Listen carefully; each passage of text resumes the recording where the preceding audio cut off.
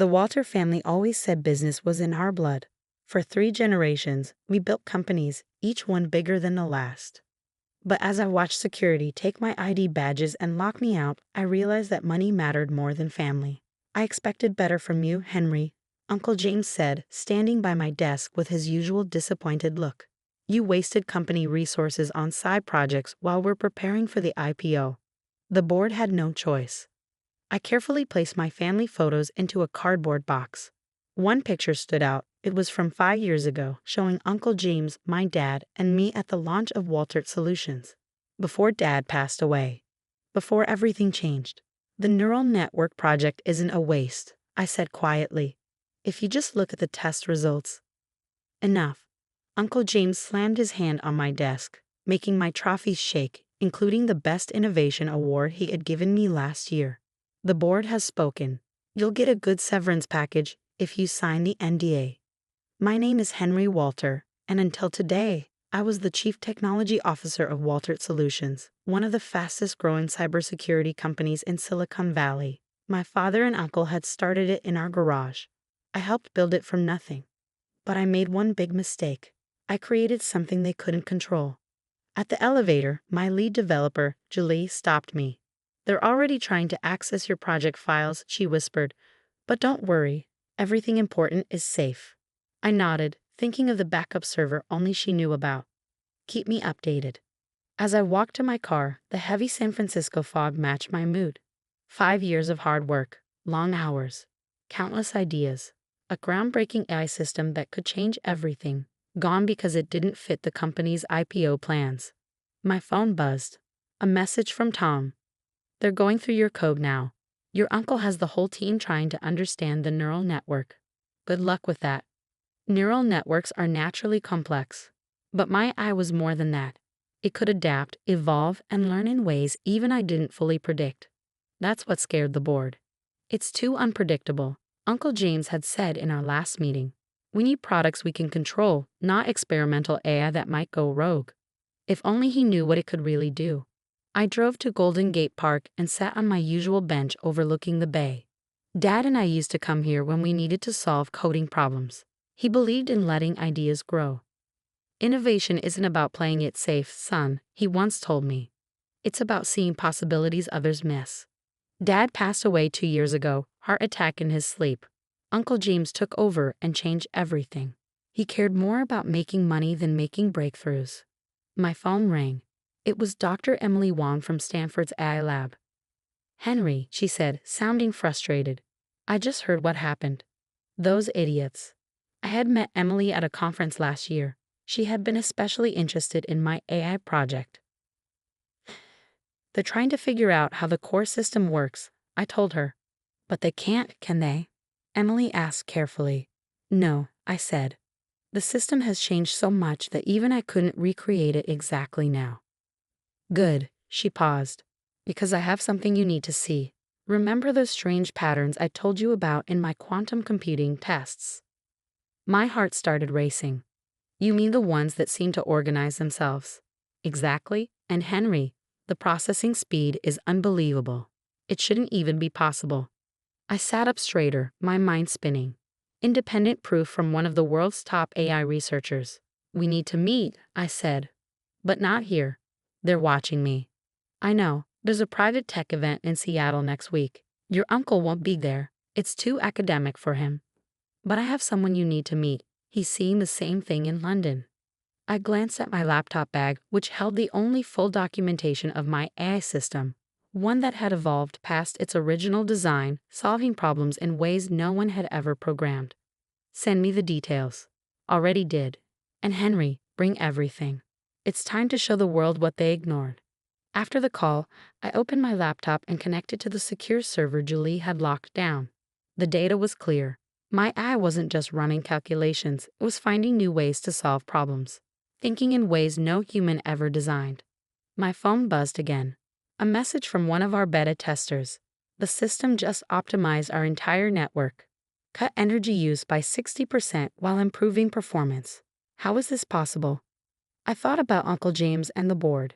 They were so quick to dismiss my work, calling it a waste. They tried to shut everything down just to keep their IPO on track. But they made a huge mistake. They thought taking the company's servers would stop me.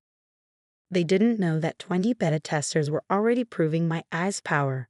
That researchers like Emily Wong had seen the same patterns. That in London, someone else was gathering more proof. Tomorrow, I book my flight to Seattle. In 1 week, everything will change. But first, I have data to analyze. Because while Uncle James and his board wrote me off as a failure, my AI was achieving the impossible, and its success was about to shake the world of artificial intelligence. As the fog curled around my bench, I kept working, every new piece of data making the truth harder to ignore. I thought about Dad. He always believed technology should help people, not just make money for investors. Sometimes, he told me before he passed, the most important innovations scare people because they don't just change how things work, they change how we see what's possible. He was right, and soon the world would understand why. The Seattle Tech Symposium wasn't in a fancy convention center like the ones Uncle James preferred.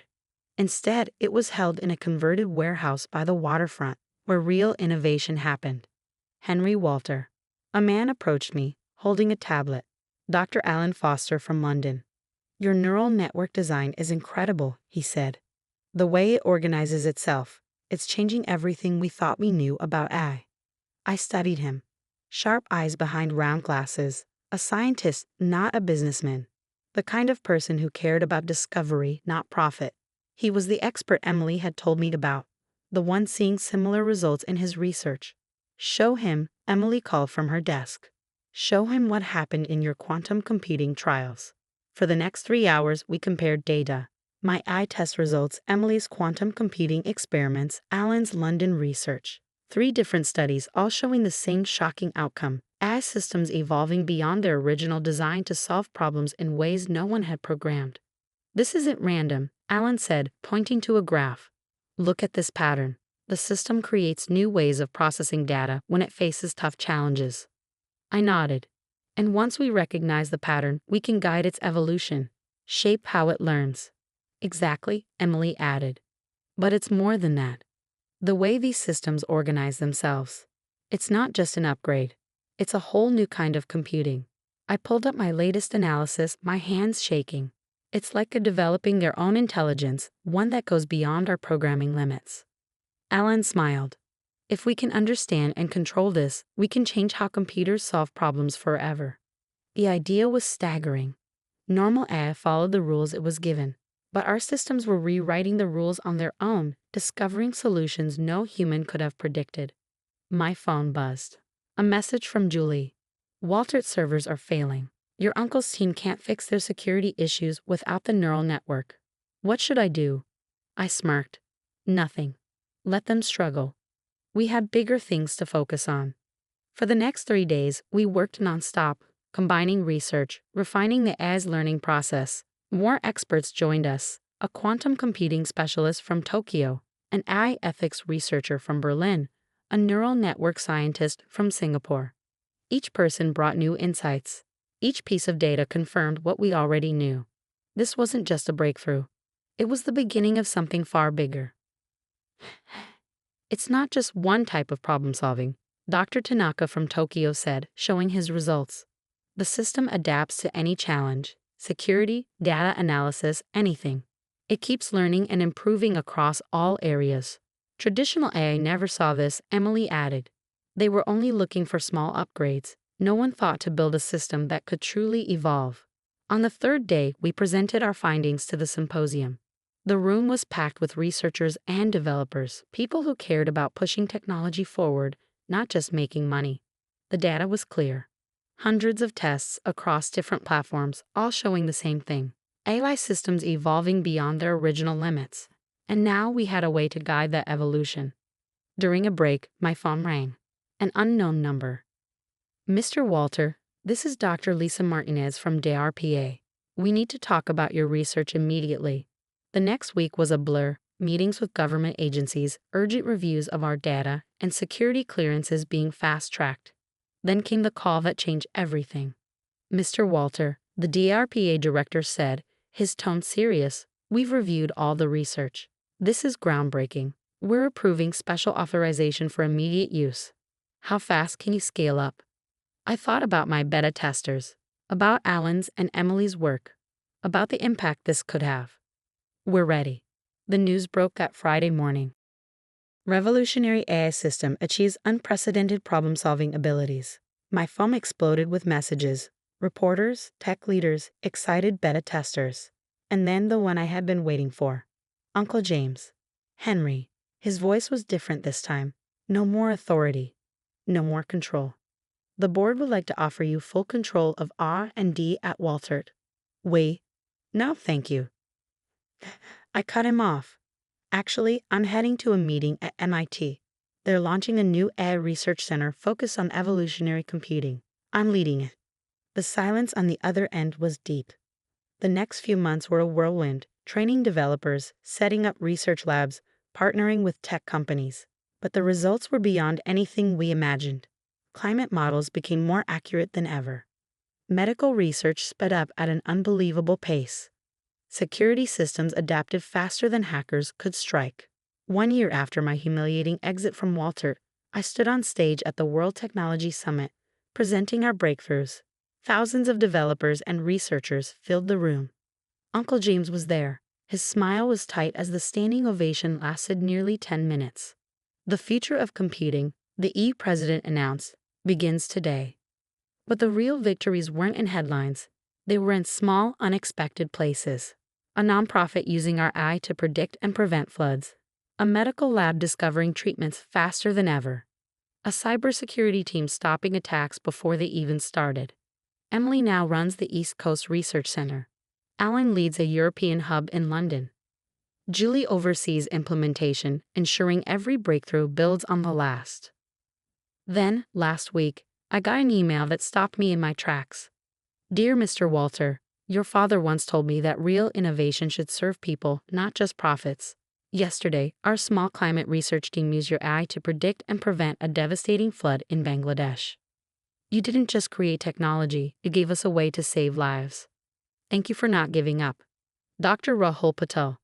I keep that email in my office at the new research center. Next to it sits my termination notice from Waltert, signed by Uncle James. Together, they remind me of an important lesson. Sometimes the greatest innovations look like failures to those too focused on short-term profits. Our research center is nothing like traditional tech companies.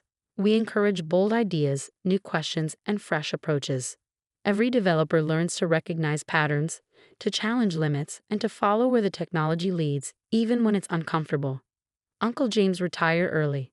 Waltert's IPO was a success, but their stock fell when investors realized they had lost their true innovation engine. Now they license our technology. They just call it by a different name. It doesn't matter. What matters is that the technology is making a difference. Dad's picture sits on my desk. Some nights, as I review new breakthroughs, I imagine telling him about all of this, how his belief in using technology to help people led to something that's changing the world. How the biggest innovations are often the ones that scare people the most. The evolution patterns we discovered are now core principles in AI research. Our self-organization frameworks are taught in universities. What was once dismissed as a risky side project is now shaping the future of computing. Last month, a young developer came to me with an odd pattern she noticed in our system's quantum interactions. Senior engineers brushed it off as a glitch. Look deeper, I told her. She did, and found something incredible. A new layer of self-organization we hadn't seen before. Her discovery is already pushing the technology even further. The old way of thinking still resists change. Some people cling to outdated models, but the results speak for themselves. Every day, our AI solves problems traditional computing never could. Yesterday, I spoke at a university graduation. A student asked how it felt to be escorted out of Waltert that foggy morning. It felt like failure, I said. But sometimes, what looks like failure is really the first step towards something bigger. The key is to believe in your vision, even when others don't. The revolution isn't over. There are still challenges ahead, still mysteries to uncover. But we changed the rules. We've built AI that can evolve, adapt, and solve problems in ways we never imagined. And it all started with a so-called wasteful project, and the courage to let it grow.